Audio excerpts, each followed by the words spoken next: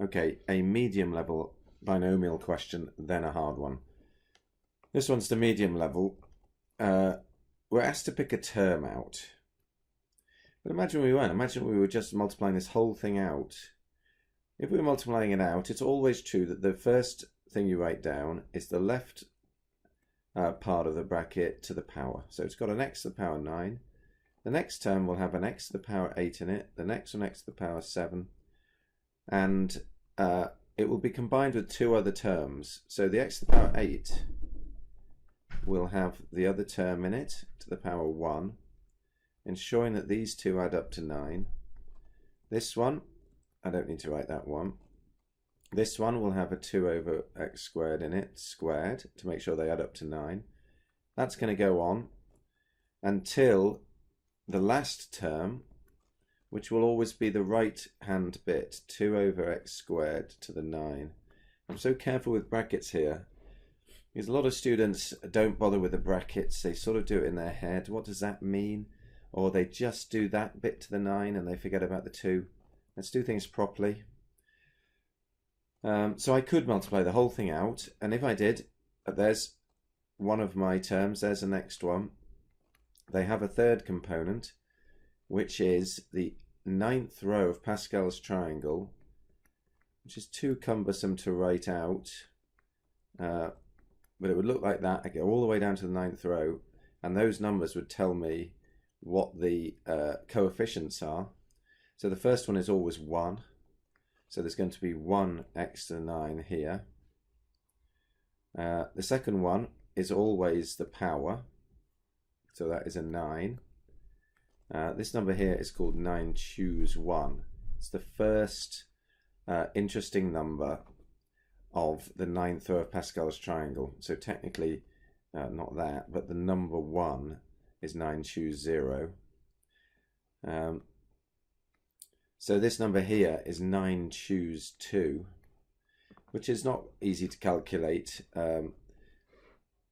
without a calculator. You could draw out Pascal's triangle. There is a formula for it, which is 9 factorial over 2 factorial, so those two numbers, and then the number that adds up to 9. Now that looks a bit scary, but in fact, because these two numbers are quite close, it's not very hard. 9 factorial means 9 times 8 times 7 times 6 times all the way down to 1.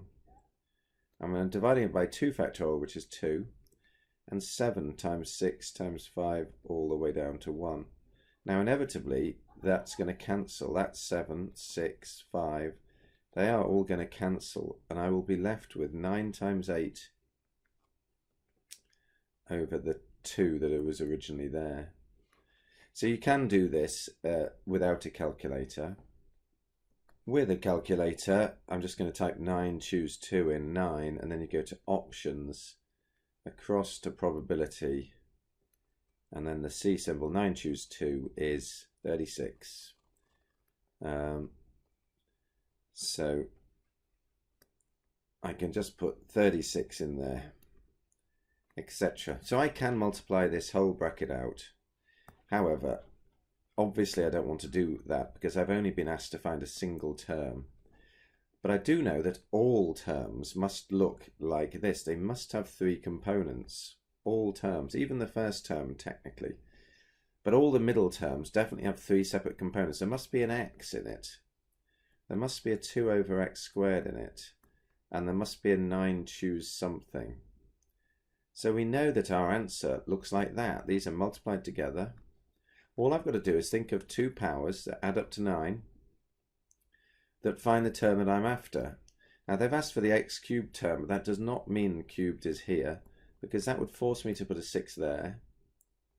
And now what do I have? I have an x cubed there, and I have a 2 to the 6 over x to the 12 there. That cancels out and it does not leave x cubed. So it is not that. We have to think of a combination of numbers that add up to 9 that is going to nicely cancel out.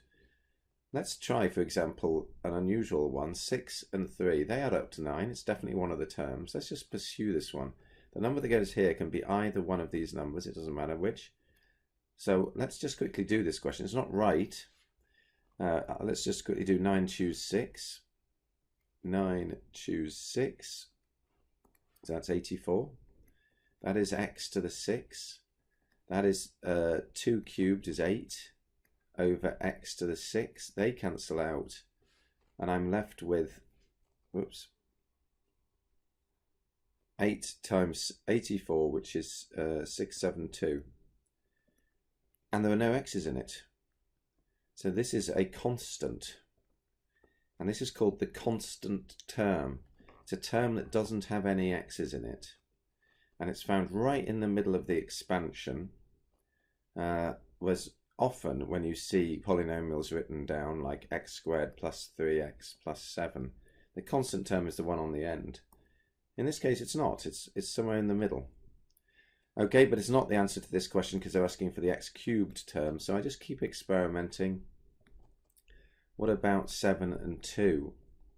So I'll have to change that to a 7. And you can see here I'm going to get an x to the power 7.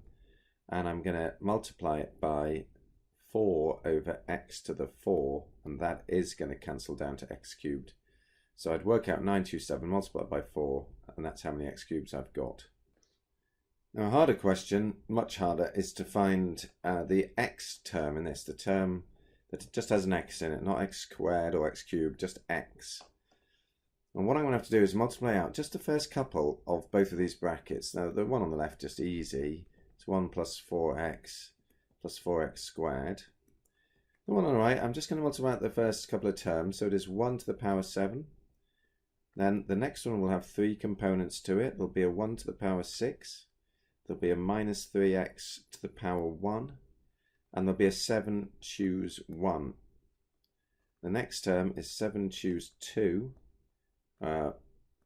1 to the power 5, and minus 3x squared, and so it goes on. Now I'll just tidy that up. So that is obviously just 1. 7 choose 1 is 7. Oh, but I'm multiplying by minus 3x, so that is minus 21x. 7 choose 2. I'll just do that on my calculator.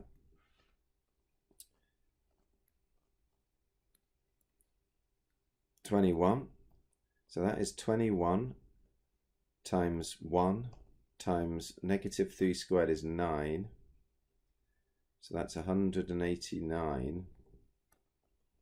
Notice how I've got a minus there and a plus there. You will always get alternation if there was a minus sign in the original question. Okay, and it goes on. Now the question says, find the term that has an x in it. Now I've already worked harder than I need to because I don't need, I don't need these x squareds. There's no chance I'm going to get an x term by multiplying x squared by something. And so really I could have just written that and that. I know there are other terms, but I know when I multiply these two together, there's no chance of getting an x out of any other combination than what's on the screen. Now I could get an x by saying 4x times 1. That is true. But I could also get an x by saying 1 times negative 21x. And so the total amount of x's I have is that. And that's the answer to the question.